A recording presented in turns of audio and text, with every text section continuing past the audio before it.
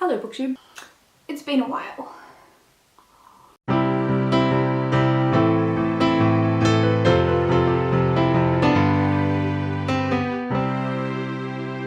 I had this perfect idea of how I was going to start this video, and then I spent so long setting up that I can't remember what that was.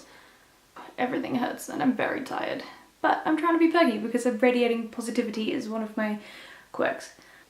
Hi, welcome back to Manic Pixie Dream Boots. I'm Span and I have read some books, 2 of them. So the books I've been reading recently are Twisted Fairy Tales by Liz Braswell, and they take the Disney stories and they make them super dark and creepy and the villains super villainous and stick plot twists to the story and the narrative that you know. So the first one I read was called Once Upon a Dream, and it was the Cinderella story. And no, not Cinderella, Sleeping Beauty. And it was just absolutely phenomenally amazing. I first learned about these books through my friend Emily, who was reading the Aladdin version, and she really liked it and did recommend it to me. And then I got all excited for a moment and I was like, yes, I need to read these, and then promptly forgot all about it for months. And then I was on holiday with my family and Cass had borrowed this book from her friend, the Once Upon a Dream one, and I was like, oh yeah, I've heard of these, I'd really like to read it. So I read that one while she read this one, which is as old as time, which is Beauty and the Beast. So the Sleeping Beauty one was the first one I read and it was absolutely phenomenal. It was so good. It, tackled the issues of like depression, and I know I read that into everything anyway, but I think this one was very deliberate and just so well done. There's this one character that's so good. So what happens in these books is that it takes the Disney tale of the stories that you know and love and it turns them super dark, super grown up, and makes the baddies just so incredibly villainous. But it still feels like Disney. It sort of pokes fun at its own genre. I think Liz Braswell is a very, very good writer. She is a very creative writer in that she has the ability to put you right into that story while still being almost self-aware that it is a fairy tale.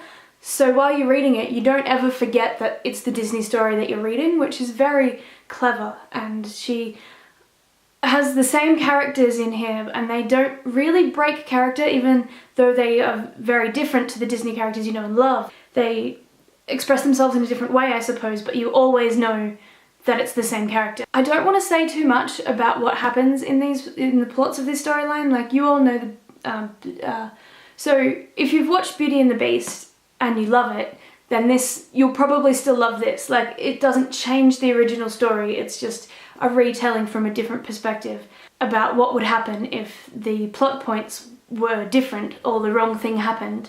And that's just so great. Like, there's this one in particular has so much magic in it, and that makes me really happy, I guess. I really like magic and I like the way it's told in this. I like the idea that as magic being something that everyone has or can has, I can has magic. I don't want to summarize the plots because I feel like we all already know the plot of Disney fairy tales, right? This literally just twists them. It's a twisted Disney fairy tale, and while that could go many different ways, the 2 that I've read have both been very dark with very villainous bad guys. It's not for children, it's for grown-ups. Might be YA, I guess. I really enjoyed the storyline and the characters and being back in that Disney universe, but as an adult and still feeling completely enthralled, like I'm reading it again for the first time, like I'm learning the story again for the first time. And there's a lot of knowledge, especially in Once Upon a Dream, there's a lot of assumed knowledge of the storytelling, whereas in this one, there isn't. So this one tells you the entire plot of Beauty and the Beast and the story from the very beginning, that you know, it retells it to you. But in Once Upon a Dream, the big plot twist happens like right at the beginning. So it's like, bam, this whole story is completely different. I don't know, there's a lot in it that you kind of like, oh yeah, I forgot that's what happened in Sleeping Beauty. And then I think that's all I've got to say about these 2 books. I would read them if I were you. They're amazing. I can't wait to pick up the next 2. There's Aladdin, which I'm going to borrow from Emily, and I think the next one is The Little Mermaid. I'm not sure. I might have to actually go out and get that one, as no one else I know has them. There's only 4 in the collection as far as I know, but there is another author who does a similar thing. And once I finish these, I might try her out, but these were just so good that I'm like, well, I think it's done. Like, but they never have too much of a good thing, so I will probably try them too. Oh, what is my accent doing? Okay. You may or may not be aware, I've been doing Inktober. We're on Instagram at Spanmade, you can go check it out. I've been doing a portrait every day of October. So I've been updating my Instagram a lot. I've been on holidays where I met some cute birds and went to the beach, and I think I pulled every single muscle in my body. I'm not even joking. Today's the first day I've not felt unendurable pain.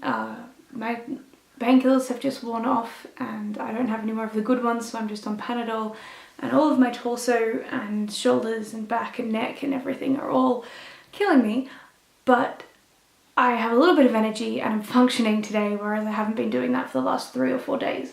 I think I pulled a muscle on my chest, like just below my boob. I think it might be an ab muscle, I'm not sure, but I did go down a water slide at the water park and I came off at the end and scraped all up my leg and got a big scratch on my ankle. And I think maybe during that injury I might have pulled like half of my body.